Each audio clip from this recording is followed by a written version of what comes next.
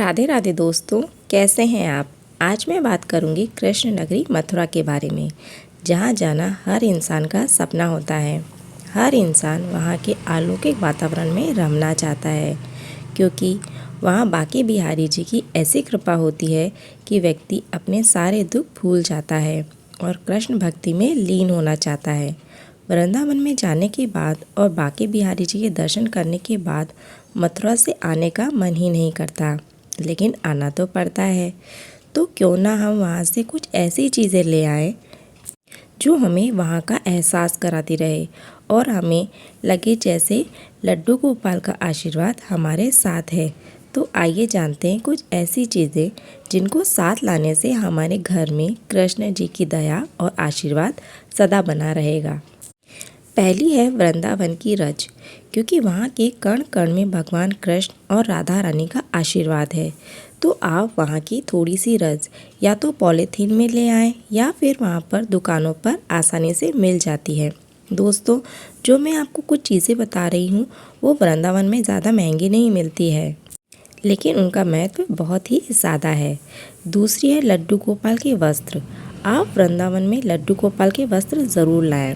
वैसे तो लड्डू गोपाल सभी के घर में होते हैं, यदि आपके घर में नहीं है तब भी आप वहां जाएं तो लड्डू गोपाल के वस्त्र ज़रूर लेके आएं।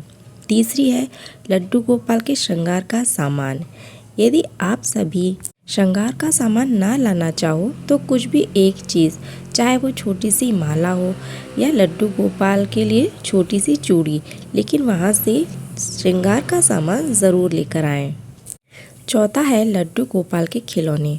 वृंदावन में आपको लड्डू गोपाल के खेलने के लिए कई तरह के छोटे छोटे खिलौने मिल जाएंगे, तो कोई भी आप कृष्ण लल्ला की निशानी के तौर पर एक छोटा सा खिलौना ले आए। पांचवा है पेड़े। मथुरा के पेड़े, आप भगवान कृष्ण को भोग लगा हुआ पेड़ा अपने और अपने परिवार के लिए ज़रूर लाएं। आप मंदिर में पंडित जी को बोलेंगे तो वो आपको भोग लगा हुआ पेड़ा दे देंगे, चाहे बदले में आप उन्हें कुछ दक्षिणा भी दे सकते हैं। छठवीं चीज़ है फूल माला।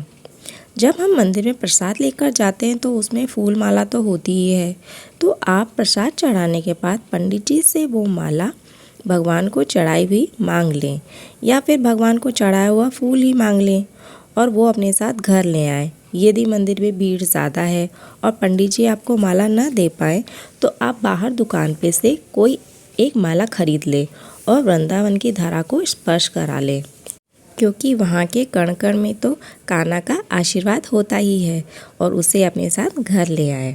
सातवीं चीज़ है तुलसी की माला। वैसे तो तुलसी की माला धारण करने के कई नियम होते हैं, जैसे लहसुन प्याज खाने वाले तुलसी की माला नहीं पहन सकते। फिर भी आप माला को नहीं पहने, लेकिन उनका आशीर्वाद के तौर पर आप ये माला अपने साथ ज़रूर ले आए। और वैसे भी तुलसी की माला तो बहुत ही पवित्र होती है, तो हर घर में होनी ही चाहिए, तो आप ये भी अपने साथ लेकर ज़रूर आए। आठवीं चीज़ है चंदन, जो भगवान कृष्ण को भी अति प्रिय है। वृंदावन में आपको कई तरह के चंदनों में वैरायटी मिल जाएगी, जैसे लाल चंदन, सफ़ेद चंदन, तो आप चंदन भी मथुरा से ज़रूर लेकर आएँ। नौवीं चीज़ है माखन मिश्री। भाई, कान्हा की नगरी में गए और कान्हा की पसंद की चीज़ नहीं खाई तो फिर क्या मथुरा गए। आजकल अधिकतर लोगों को शुगर की प्रॉब्लम रहती है, तो आप दुकानों पर शुगर फ्री लस्सी भी पी सकते हैं। और 10वीं चीज़ है, वहाँ पे दुकानों से आप अपने लिए कुछ वस्त्र जिसमें राधे राधे, राधा रानी लिखा हुआ वो ज़रूर लें, ताकि जब भी आप मंदिर में अपने घर में पूजा करते हैं, कान्हा जी की आरती करते हैं, अगर वो वस्त्र धारण करके आप कान्हा जी की आरती करेंगे तो आपको लगेगा जैसे आप वृंदावन में ही हैं और कान्हा जी की आरती करते हैं। तो मेरे द्वारा दी गई जानकारी आपको कैसी लगी, प्लीज़ कमेंट करके बताइएगा। धन्यवाद। राधे राधे।